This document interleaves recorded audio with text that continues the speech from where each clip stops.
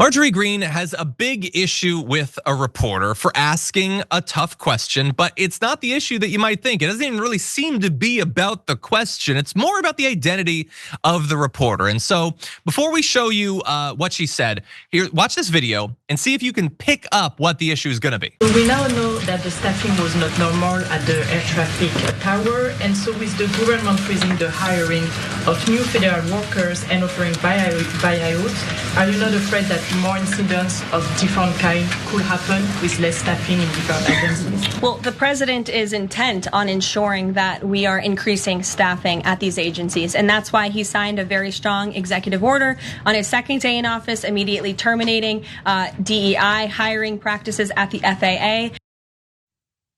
Okay, so we're gonna get to Marjorie Greene, but we also just have to be clear about what was actually done, because I know Donald Trump is running scared. He does not want to be given the responsibility for the fatal air crash that happened, even though a case could certainly be made that he contributed to it. So yeah, they signed the executive order to get rid of DEI, which again didn't cause the crash. They even seem to be backing off of that now themselves, now that they know what actually happened.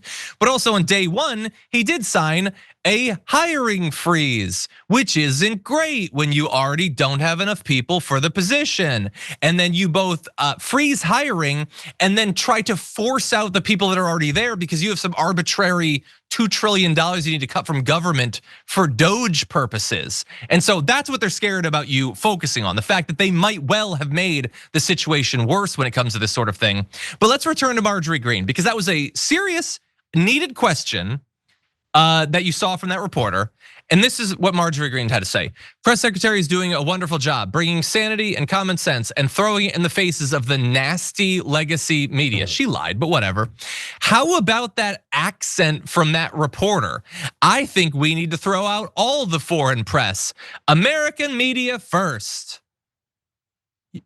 Okay, so first of all, there's two layers to this. First of all, you have an issue with the woman's accent? Did she have an accent? Yeah, she had an accent. So that's where we're at now, is we're just complaining that people speak differently than us now. It's not DEI, there's not a different language, it's literally just an accent. And by the way, if we're gonna be talking about accents, Marge, do you get that like, not everybody sounds like you? I mean, maybe you like the way you sound, maybe it's the best accent, but it is an accent that you have, you get that, right? Anyway, with that said, she's attacking the French reporter Sonia Dridi, who responded, how about that accent from that reporter? Marjorie Taylor Greene thinks I should be thrown out of the press room because of my French accent. And that is exactly the reason, yeah. Well, that and because you dare to be French and France dares to exist. And anybody dares to not be American. Or if they're American, dares to not be from a red state. Or if they're in a red state, not to be from a blue city. Like, it's just a continually cutting down. And this is a theme that we're gonna be stressing, especially this week. They say, JR, we're obsessed with identity. It is just projection. They can't go through a single interaction without hyper focusing on every demographic detail, every difference. And that's what you see from her. And not only focusing on it, but also somehow inserting themselves as a superior version of it and getting rid of. So it's all attacks, it's all angry, it's all vitriol, and sometimes it gets violent. So forcibly having to do this, or they're coming for this, and they're gonna do what we say because they're this, they're that, and the third. All three of those things are lesser than the person who's talking about what it is these folks are. No, we don't see any color. We just bring it up whenever there's an airplane crash, when zero investigations have been done, and we need to blame it on the folks that we know in this country will convince enough people that that is the problem because they've been conditioned to believe that that's the problem. It's the same thing over and over and over again. The projection is off the charts. Every time they talk about how people are focusing on the wrong thing, it's because they're focusing on the wrong thing for the sake of getting other folks to focus on it while they reach around and take your wallet.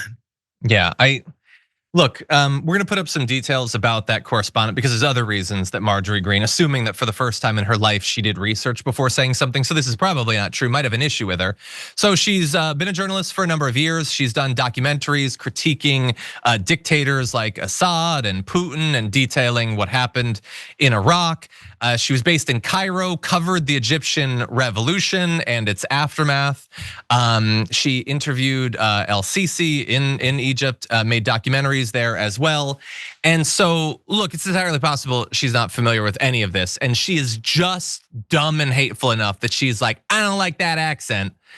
But we also know that she is super competitive and she often feels, I think, very small compared to other accomplished women. That's why she desperately tries to feud with AOC and desperately try to start something with Jasmine Crockett, because she sees these other women who have these amazing careers and they're principled and they're intelligent and they do the work and they make great points.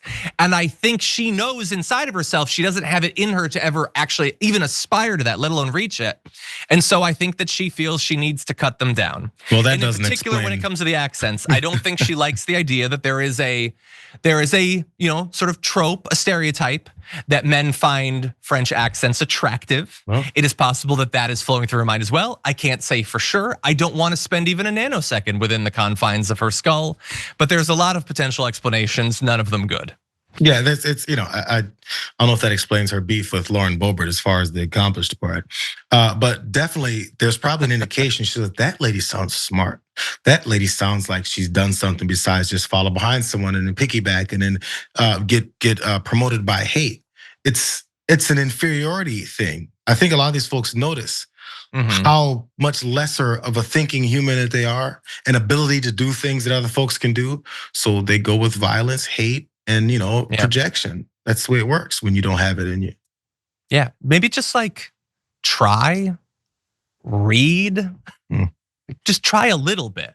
Don't like just hold on to incompetence and be mad about it. Just climb up a little bit, intellectually, emotionally, psychologically, spiritually. Pick a one. I don't have to pick the same one I'd pick, but just like try to learn something. It's fun. It adds meaning and spice to life, I've found.